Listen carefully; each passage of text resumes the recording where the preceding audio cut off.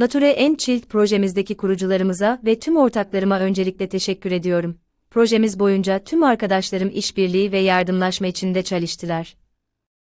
Çocukların aktif olarak projeyi yürüttüğü ve öğretmenlerin rehber olduğu bu projede birçok etkinlik yaptık.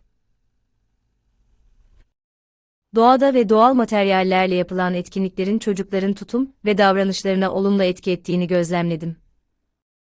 4 ay süren projemizdeki tüm etkinlikleri severek uyguladım.